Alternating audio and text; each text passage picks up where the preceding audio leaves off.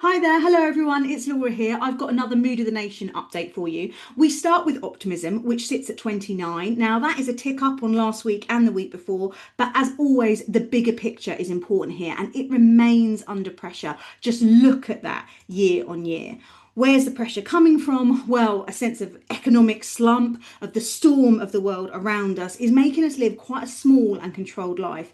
And at some point, that small and controlled life has felt a little bit too empty. And this most recent Easter weekend has been a real stark mirror to that. Just look at this data above me now. This tracks what we normally get up to over an Easter weekend, the last 5 years, including this most recent year in the white bar there. And you can see that just about anything that brings us zing is down, whether that's about gifts or meals out, even seeing people. We are doing less of the stuff that brings our life story. It is interesting that things are even down from 2022 when we were kind of peak cost of living crisis. At that point, we had kind of the energy to say, do you know what, I'm going to show you. We can keep this show on the road. We can find creative and different ways to do things, kind of trade down a bit, still make it happen.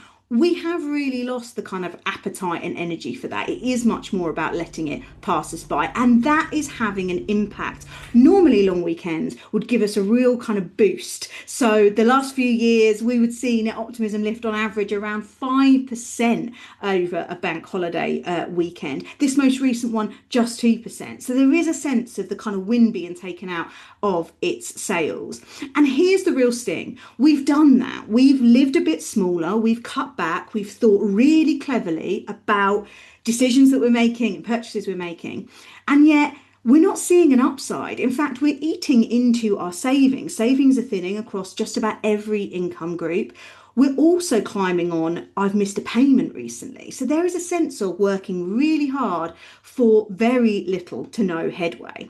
And the next wave is building. Most people agree that prices are going to rise further. The big thing to watch is we always undersize and misread that. Humans are bad at numbers. The press talk in percentages that sound reasonably small. We feel it in an absolute pain moment at the till.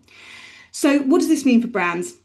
I think firstly, think about how price rises will land. In 2022, we saw brand trust collapse over that sense of price rising. So if you're putting prices up, really feel about how that can be done as much as possible with the customer in mind. This is about explaining it, signaling it, not trying to pull the wool over anybody's eyes. Give them a sense of stability as much as possible. And second, around the kind of messaging that frames all of that. This isn't fun, savvy hacks anymore. This is absolutely essential. Treating it as fun could seem tone deaf. So speak in practical terms and really simplify people's choices. The truth is that right now people are doing everything they can and it is just not quite landing. So be the brand that shows them that you absolutely get it. I will see you on another one of these soon. Thank you.